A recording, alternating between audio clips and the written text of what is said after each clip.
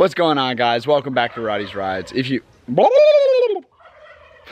haven't already, go down, hit the subscribe button. It would really help me out. Today, hopefully we're going to get this 3.7 V6 GT500 up and back on the road. So with that being said, I don't want to take up too much more time. I don't know if you guys can see, but I got a little lizard friend helping me out today. But I'm going to move the car, uncover it, and then we're going to get it to the next spot so we can start hopefully pulling out the old motor. So let's get into it.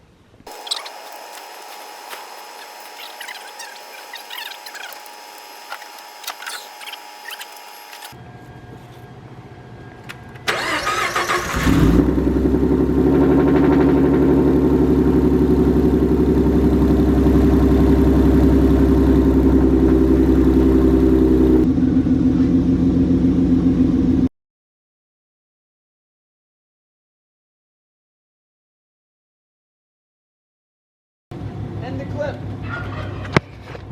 And meanwhile, y'all want to see some real V8? Damn!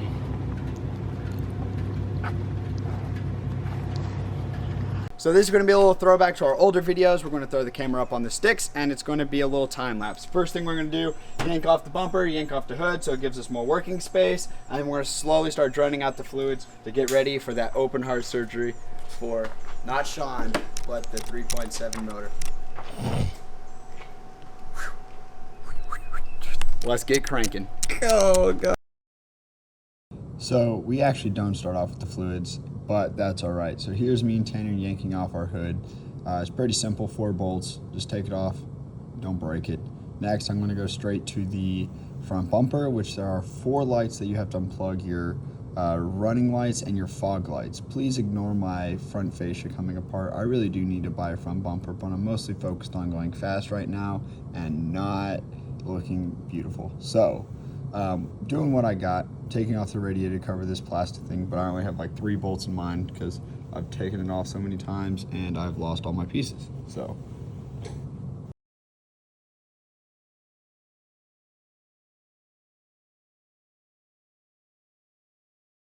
alright, so I actually changed plans. We're going to start taking off a lot of the supercharger assembly, coolant tank, and go from there. Then we'll start taking out the fluid. So knock out, clean up the engine bay a little bit, and then we'll start going for fluids.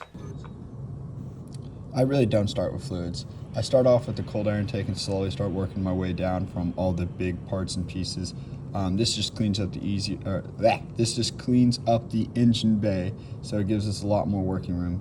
My buddy Tanner's here is taking off my water to air coolant tank from my upper intercooler that I still don't have, so I'm still waiting on that. But we get it out of the way, makes life a lot better. Now we're working on taking off the throttle body next and the supercharger elbow.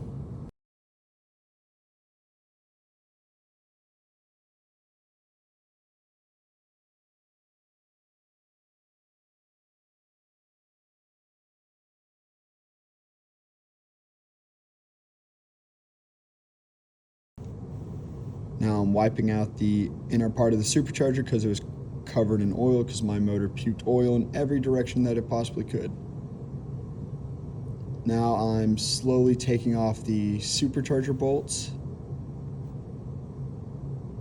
That was a lie, I forgot I'm taking off the elbow first. 4 10mm bolts again, pretty simple, but I'm struggling to take off this vacuum hose. So grab the right tool and do it right the first time, because if you keep watching, you watch me struggle with this for a good 5-10 minutes. So just grab the correct tool the first time.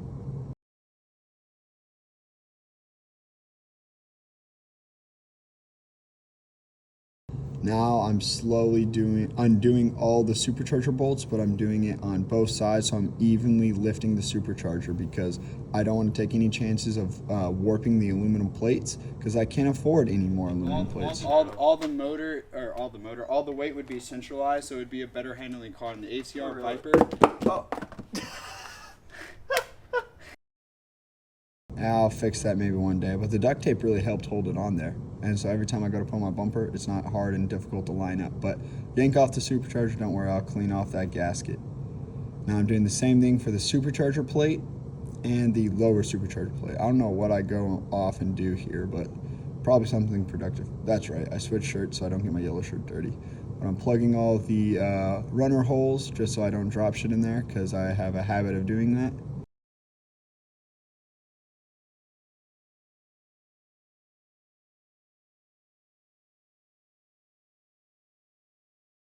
the plate's slowly coming up.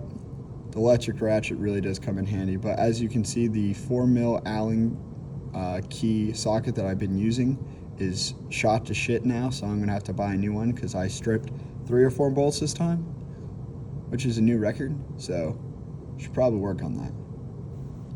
But yeah, these lower intake bolts are always the ones to strip just because they're so tiny.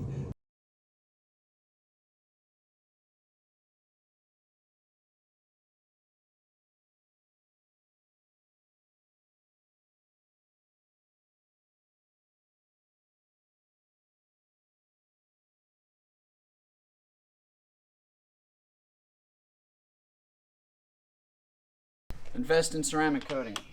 Water bounces off. But I've yanked off the entire supercharger kit. The whole Marana kit is off. Next thing I'm going to do is I'm going to jack up the car, put it on ramps, and then I'm going to start taking off the exhaust, and I'm going to take out the dry shaft, and then next thing I'll probably do is start draining the fluids. So, titties. Let's keep cranking. Yeah, so I have to put my car on wood blocks because my car's so low. Then I put it up on ramps, and I don't show me taking off the exhaust because obviously I'm not going to shove the camera under the car, but you can see us struggling to get the car up. Alright, so now I'm going to get underneath the car, unbolt the exhaust. I have a dual X pipe, so it's going to be a little bit hard for me to like wobble out, but I'm just going to get that out. You guys don't need to see that. I'm going to yank that out, and then I'll update you guys when I start leaking out oil, or the fluids. No one looks at the bottom of my Oh, shoes. wait. Sponsored by Mio.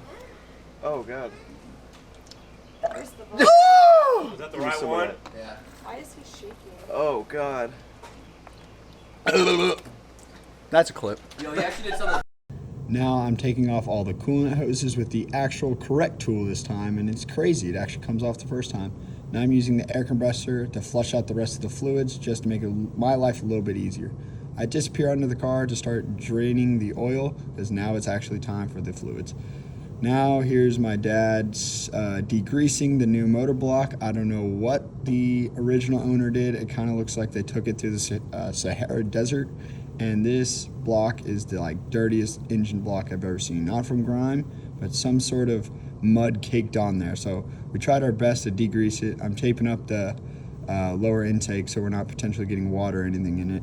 But yes, if you do notice, that is a seatbelt that we did use to lift the motor out of the engine bay, and also how we loaded it up on the trailer. So redneck engineering, but that damn seatbelt held up.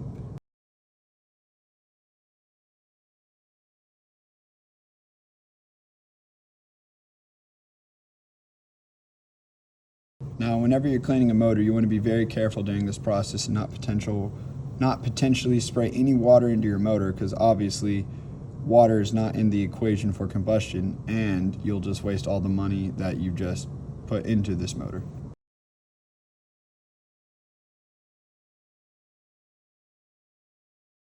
Also, Power Purple sponsor us. We use your shit a lot.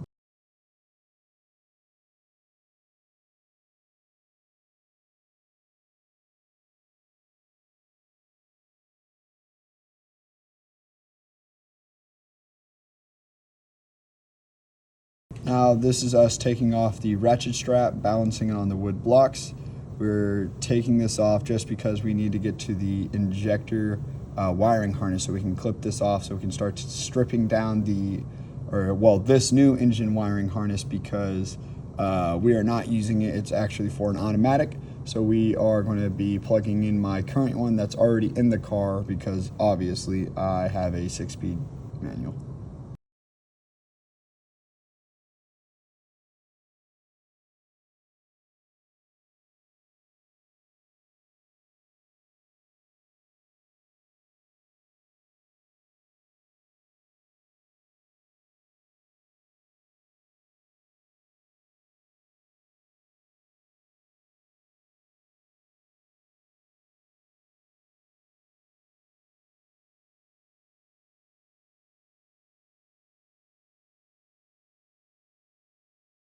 We're still struggling to get all the wires out, but time will come. There you go, Sean. You're doing great.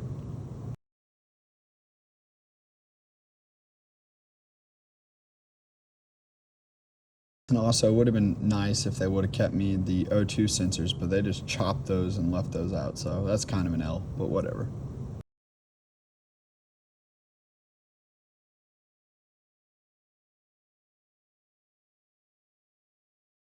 Wiring harness is finally off. Now we can start actually swapping over the oil pan, clutch, and all that assembly. So we ended up doing this 2 days over the weekend, so I didn't record us transferring any of the old stuff to the new motor just because, I mean, I knew this was going to be a long video full of time lapse, and I didn't really feel like it was that important to show. But we ended up transferring over my new water pump because the OEM ones have plastic internals, which usually fail and cause these motors to go. So I have an aftermarket one that has metal fins, and it makes it a lot stronger compared to the OEM one.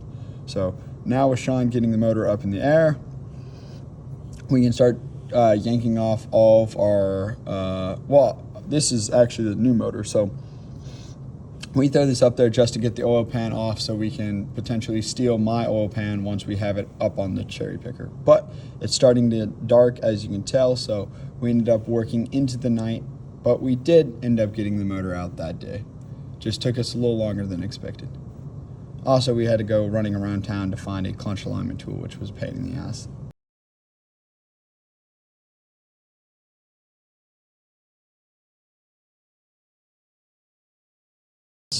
Now you can see us using the engine strap and or the seatbelt engine strap, and we tied it, I think both the headers, and you can see us slowly jacking it up with the cherry picker, which just actually worked really well.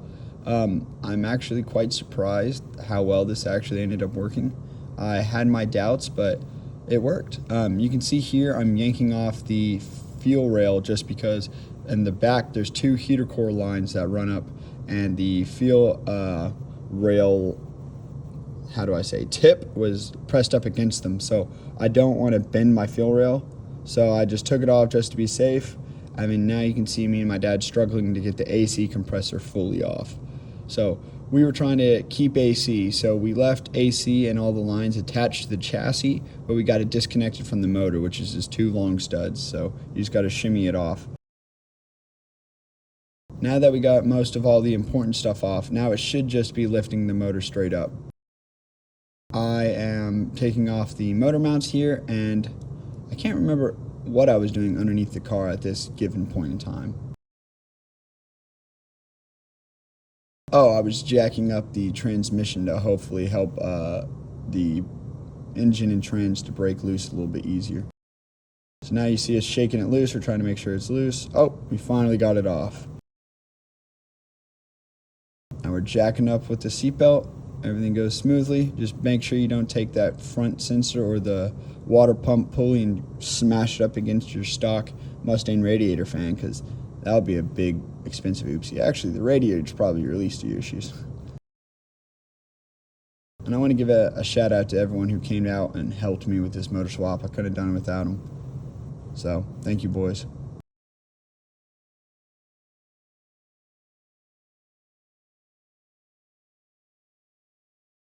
See us get it over here, and then the next day I end up swapping over all of the old stuff on the car. But main objective of this video was just to get the motor out, clean the engine bay, and go from there.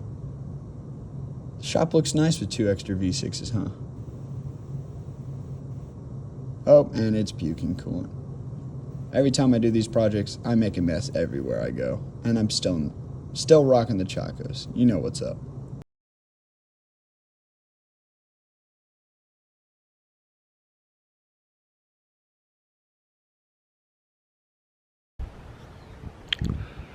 What's up, guys? So obviously it's the next morning. We actually got the motor out last night. Everything went actually fairly smoothly, which it usually never happens like that. The one thing is with this motor there is a lot more sensors and a lot more wiring harness going on compared to the older school stuff. I used to have a 2006 4-liter, so I blew that motor once up too. So this wasn't my first rodeo, so I was kind of knew what I was in for, but whatever, you get what I'm saying. But I was going to take the time to clean out the engine bay and do all the grime work, but honestly it's pretty damn clean. So I think what I might do is I might just clean out the transmission and just wipe everything else down. But I think that's really going to conclude everything for today's video. Here's the new motor, my motor. I still gotta transfer the flywheel, clutch, all that stuff. There's something else I'm forgetting. This oil pan. So this one's not the one that I was running, but this is the oil pan out of the engine I got. And look, someone screwed that shit up. So, well, alrighty guys, well I hope you enjoyed this video. Look for part 2. Hopefully I'll be getting the motor swap done this weekend, have the car up and running, and then I can focus on getting myself out of debt. So, hope you guys enjoyed this video. Roddy Rides out.